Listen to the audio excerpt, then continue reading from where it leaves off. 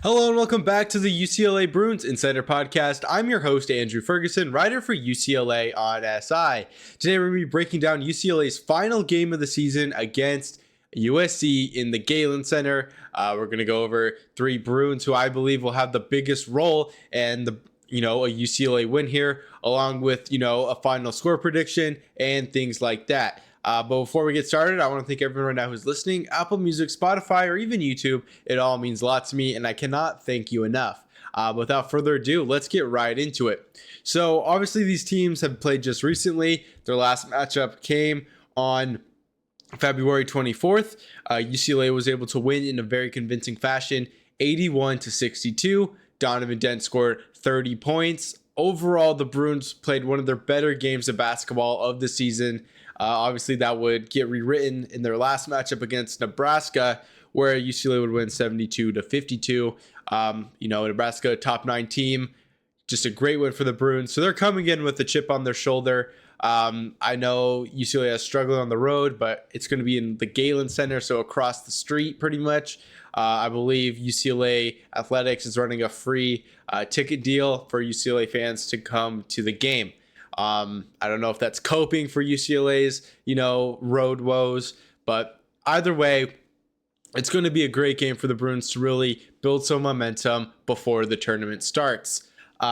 Going over some brief game odds, UCLA is a 5.5 point favorite. I believe that, that line might be a little, generous for USC. They lost Chad Baker-Mazzaria, who scored 25 points in the first meeting.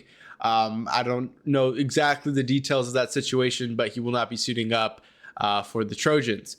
According to ESPN Analytics, UCLA has a 61.5% chance of winning this game. Still maybe a little bit generous. I think UCLA is playing great basketball, but as we saw against Minnesota, you can't take this team for granted. Whatever happens is going to happen against the Trojans. But kind of looking at all the, the stats, what the other outside voices are saying about this game, I think UCLA should be able to win this game by at least 20 plus points again. USC is a weaker team, and even then, UCLA was able to beat them when they were better. Since playing UCLA, they've lost to Nebraska and then Washington. Two teams UCLA really had no trouble with. So again, that's kind of setting the stage for why UCLA should be able to win this game. The only thing that's a little scary is how volatile UCLA has been this season. Win against Nebraska, Illinois, and then you just lose to Minnesota right as the season's about to end. You never know what this team is going to give you. But before we get to the players, I really want to talk about the three things or a few things that I believe UCLA needs to get done in this game. Obviously, I feel like they are going to win this game, but still, there's a few boxes that I want to see checked off before the tournaments start. For one, I want to see better rebounding across the board. Eric Daly Jr., Tyler Bilodeau, Xavier Booker, even Trent Perry has played a role rebounding recently. I want to see the Bruins at least try to surpass 40 rebounds in this game. I believe on the season, UCLA is only averaging 32.3. So that is kind of a dramatic uptick in rebounding, but the Bruins have proven they are able to do it. I believe they out-rebounded in their last two games against Minnesota and Nebraska. So that is something UCLA can kind of build on. If they have a game against USC and they get 40 plus rebounds, I believe they look like a much stronger tournament team. And overall, that has been the problem that has really hurt the Bruins this season, defensively and offensively in some sense. But yeah, if they could rebound the ball well, convert on all those opportunities, I think UCLA will be kind of golden in this game. I also want to see the Bruins take advantage of rebounding. I mean, not rebounding, turning turnovers into points. I believe Nebraska had 14 and the Bruins were only able to get 10 off of them. And UCLA was still able to win by 20, but that's not the point. That game could have been won by, maybe even 30 if, one of the deflections went UCLA's way and they were able to score. Taking advantage of those fast break opportunities is something that UCLA really needs to do. We saw how impactful they were just at a psychological level when Eric Daly would go down on a fast break, slam it to put the game up by 10 plus points. That is what UCLA needs in this game. They need that momentum on their side. Again, an away game, it's probably going to be 50-50 in the stands, but still, I still think UCLA will need to win the momentum game throughout this one, and that starts with taking advantage of every single opportunity USC will give the Bruins. And I feel like there will be a lot of opportunities for that to happen. If they are, again, UCLA just needs to prove that they are a good team. Later in March, when they are in the tournament, they're going to face some pretty solid, teams who don't make mistakes that often.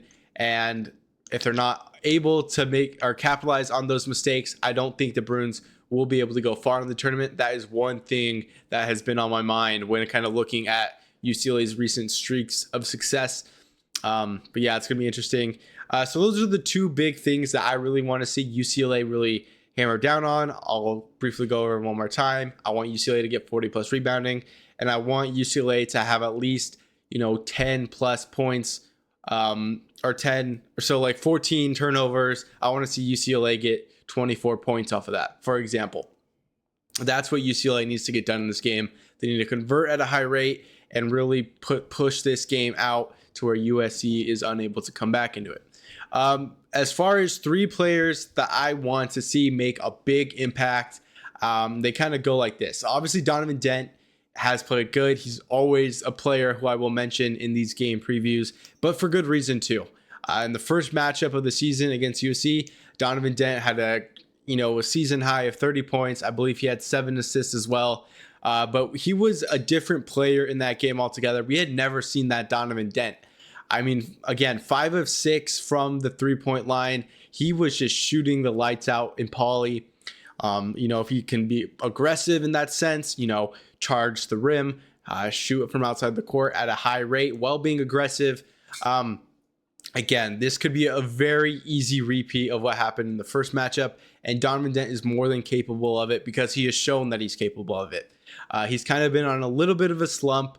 Scoring-wise, I believe he had 3 points against Minnesota.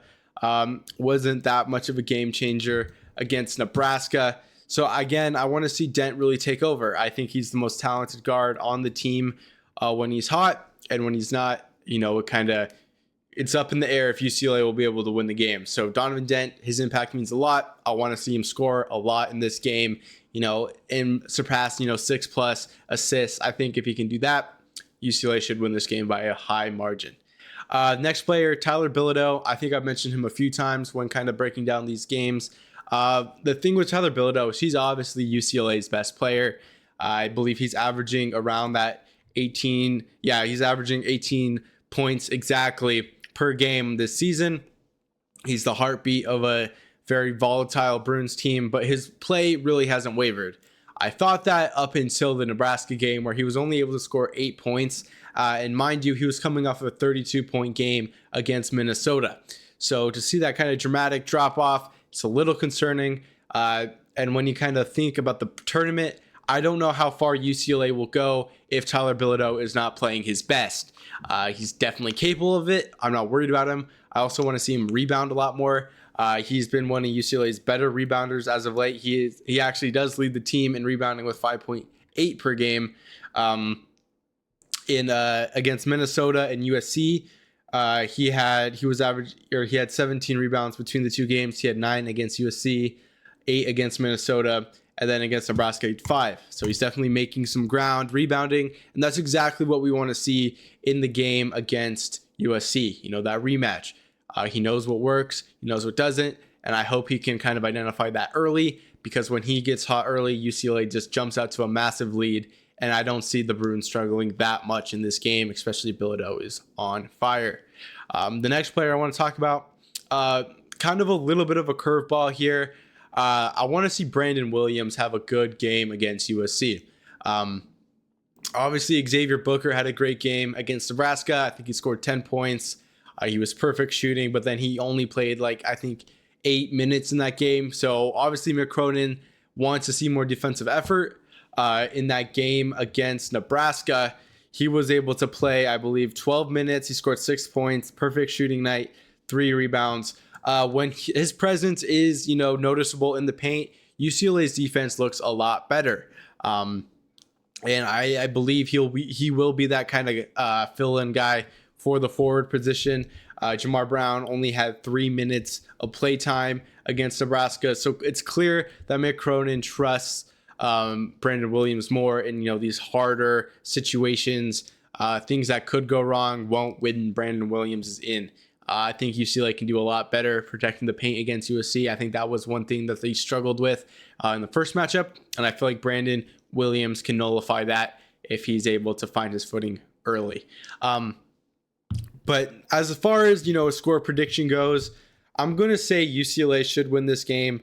I'll give them 80-50, around there. 82, 82 to 52, something like that. A 30-point victory for the Bruins here is well within reach. If you beat a number 9 team by 20 in the game prior, I think UCLA has the chance to even push that further. If you're coming in to the tournament season with a plus 50 margin in your last 2 games, that is going to help UCLA build some success in those tougher games. The Big Ten tournament, obviously not going to be easy, but if UCLA is coming in with this momentum, they should be fine. But that's all I have today. I hope you guys enjoyed this podcast. It's going to be a great game. I can't wait to watch it and kind of break it down with you guys in the next episode. But yeah, again, all I have. I'm your host, Andrew Ferguson, writer for UCLA on SI. And as always, 4's up and have a good day.